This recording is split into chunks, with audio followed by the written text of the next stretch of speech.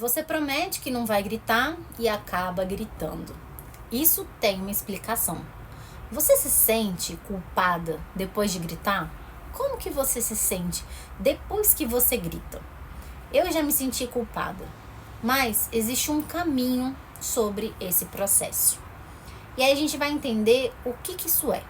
O grito é o sintoma que você tem de um sistema emocional esgotado e cheio de crenças antigas, do que você já viveu, né, do que você já ouviu e do que você já viu acontecer. É importante você entender isso para fazer o quê? Primeiro, reduzir a culpa que você sente. Segundo, criar uma consciência emocional em você. E terceiro, e mais importante até, romper os padrões familiares que você tem vivido. Então, o grito é um padrão automático de defesa. Ele não é falta de amor ou falta de esforço. Por exemplo, uma mãe gritava porque tinha medo de perder o controle da casa. E aí ela passa a entender que a firmeza não vem do grito que ela faz, do grito que ela dá constantemente. É comum a gente se punir sem entender mesmo o motivo que a gente está fazendo aquilo que a gente não está querendo mais fazer. Então, primeiro você vai nomear o que você sente antes de agir. Você vai usar pausas conscientes, pausas para você se acalmar, se regular. E vai reconhecer o que ativa esse gatilho e construir novas respostas.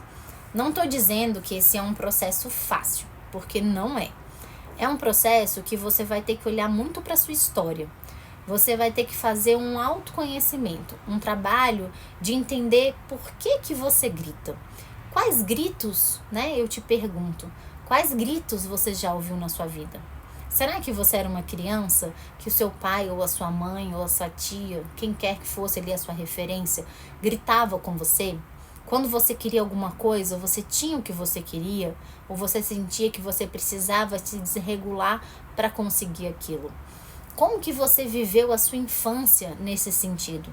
Isso é muito importante de você entender. Por quê? Porque a gente segue padrões familiares. E eu não estou dizendo que a culpa, então, é da sua mãe ou do seu pai, até porque eles também foram criados de uma determinada forma e assim por diante. O importante aqui é você identificar por que você grita, como que você grita, quando você grita, o que você sente na hora que você grita, antes e depois. E ali você vai começar a conseguir identificar os seus gatilhos, porque às vezes a gente não quer gritar, né? Na maioria das vezes a gente não quer gritar. E quando vê, já tá gritando. E aí você fala assim, gente, mas eu nem percebi que eu tava tão alterada. Se você fizer um teste um dia, por exemplo, de se filmar brigando com seu filho, gritando com seu filho, provavelmente você vai ficar muito assustada depois. Mas muito mesmo. Se você tiver a oportunidade de fazer isso, faça, tá? Porque você começa a perceber que na sua cabeça é uma coisa e na realidade ele é outra. E você tenta entender por que você ficou tão alterada com uma coisa que às vezes você olhando de fora, você, né, depois que você se acalmou, você vai falar, gente, mas eu fiquei tão bravo por causa disso daqui. O que será que aconteceu? Bom, aconteceu que você foi pega por um gatilho. Um gatilho que ativou assim, ó, alguma coisa que você viveu lá atrás. Alguma coisa que você não suporta. Alguma coisa que pra você é inconcebível. E quando você vê, o gatilho, ele causa isso. É uma reação que você não tá raciocinando. É uma reação totalmente emocional. É uma reação que te leva a uma memória muito forte do que você viveu. Provavelmente uma memória que te machuca. E ali, quando você se vê nessa situação com seu filho, você vai imediatamente para esse lugar e, como uma defesa, você grita. E o grito, ele é isso. Ele é você se defendendo daquela situação. Seja para ela parar imediatamente, seja para você colocar sentimentos para fora, memórias doloridas para fora, que você não tá mais aguentando, porque aquilo ali te ativou essa memória. E entender esse processo é importante porque só assim você consegue mudar o seu comportamento. Você consegue identificar, então, por que você está tendo esse tipo de comportamento, o grito, no caso que a gente está falando aqui, e ali você começa a tomar consciência do que te leva a ter esse comportamento, criar ferramentas para que essas situações não aconteçam mais e você passa a poder mudar o seu comportamento, porque muito provavelmente o seu filho ou a sua filha vão acabar reproduzindo esse tipo de comportamento, seja com você, seja com o pai, com a tia, com o padrinho, madrinha, amigos, colegas, professoras, eles vão reproduzir esse tipo de comportamento. E aí, quem já trabalhou em escola, que tem muitas crianças e muitas crianças diferentes, é fácil a gente ver, início do ano, por exemplo, que você não conhece ainda direito as famílias. Gente, sério, você olha assim, bate o olho e fala assim, aquela ali é a mãe do fulano, aquela ali é a mãe do ciclano, e assim vai. Por quê? Porque age muito parecido. A criança tá o tempo inteiro te colocando como um exemplo a ser seguido.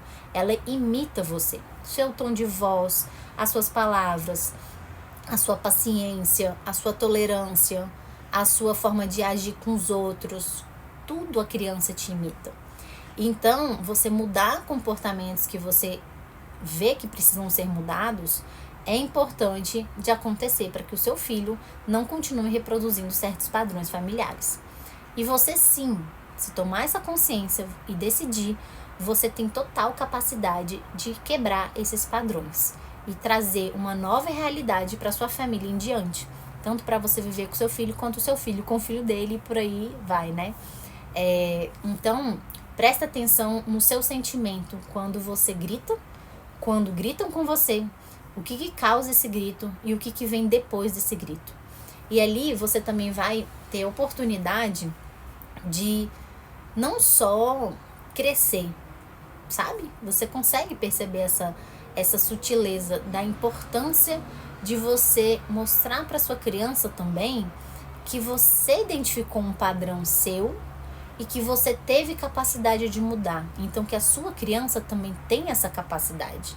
Isso é uma coisa muito rica de ensinar para as crianças, porque a gente exige muito da criança. A gente exige uma maturidade emocional nela de, bom, a mamãe aqui que grita. Você já ouviu essa frase? Você já disse essa frase?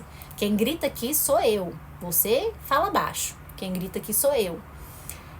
Isso é muito comum, gente, da gente ter escutado na nossa infância, dos nossos pais terem escutado na infância deles. E a gente continua dizendo, né? Quem grita aqui sou eu, quem manda aqui sou eu. E aí o seu filho começa a aprender que, bom, se quem grita aqui é ela, como que eu vou reagir? Porque eu só vejo esse exemplo, como é que eu sei, como é que eu faço? E qual é o meu papel dentro desse espaço? Né? Como que eu vou me comunicar, já que eu não posso gritar e o que eu vejo é grito em termos de comunicação. São várias coisas que a gente precisa refletir nesse momento. E hoje o que eu tô querendo trazer tenta identificar, começa por aí. Identifique o que você sente depois que você grita. Identifica o que acontece antes de quando você grita. Talvez exista um padrão aí que você ainda não percebeu.